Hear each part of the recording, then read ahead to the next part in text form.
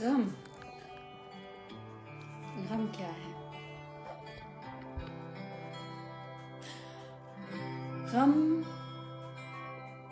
ایک روحانی تکلیف کا نام ہے، اور غم جو ہوتا ہے نا سب کا یکساں ہوتا ہے، بس نوعیت بدل جاتی ہے، کس نوعیت کا غم ہے۔ کبھی چھوٹی سی تکلیف بھی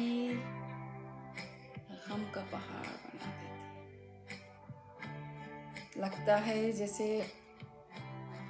دل پر اتنا بڑا بوجھ رکھا ہے۔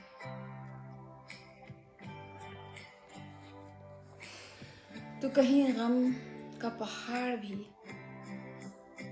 ایک معمولی سی تکلیف میں بدل جاتی ہے۔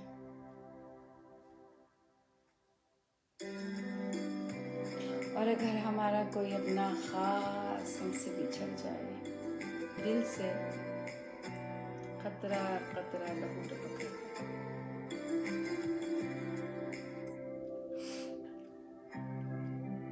جیسے زندگی کی روشنی مدھم پڑ گئی، لگتا ہے جیسے کہ زندگی خاک اڑا رہی ہے۔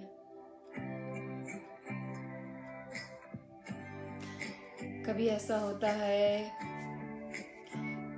کہ کوئی آپ کا اپنا کوئی محبت کرنے والا شخص، آپ کو چاہنے والا شخص، یا آپ جس کو بہت زیادہ چاہتے ہیں وہ شخص آپ سے بچھڑ جائے۔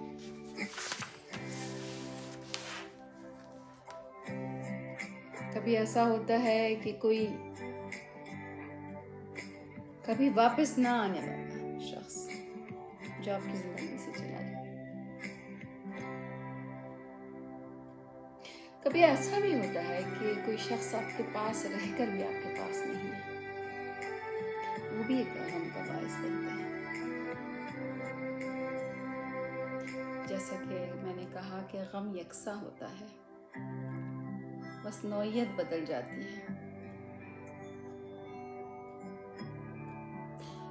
کوئی شخص آپ کو چھوڑ کے جانے پہ بضد ہوتا ہے، وہ بھی ایک دکھ کا باعث بنتا ہے، غم کا باعث بنتا ہے۔ ظاہر سی بات ہے، جب کوئی آپ کو چھوڑ کے جانے کی خواہش مند ہے تو اس کو جانے دیں، اس لیے کسی کو باندھ کے رکھ کر آپ کا کوئی فائدہ نہیں ہے، آپ کو بلکہ نقصان ہے، آپ کو تکلیف ہوگی۔ اور کسی کا آپ کی زندگی سے چلے جانا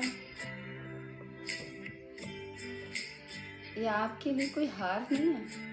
اچھا، کسی کا چلے جانا آپ کی زندگی سے ایک لحاظ سے یہ ایک اچھا بھی ہوتا ہے، آپ کے لیے قدرت نے ایک راہ ہموار کی ہے تاکہ آپ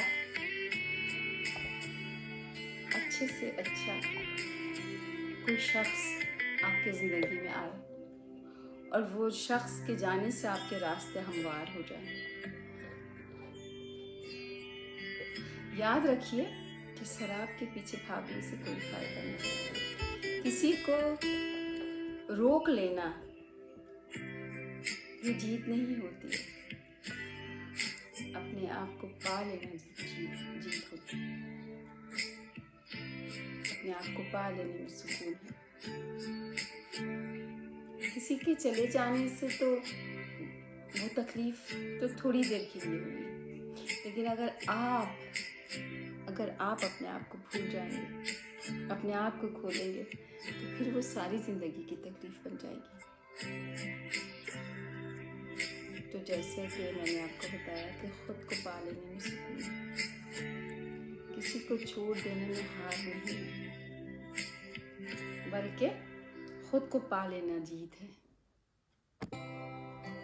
اپنا بہت زیادہ خیال رکھیے۔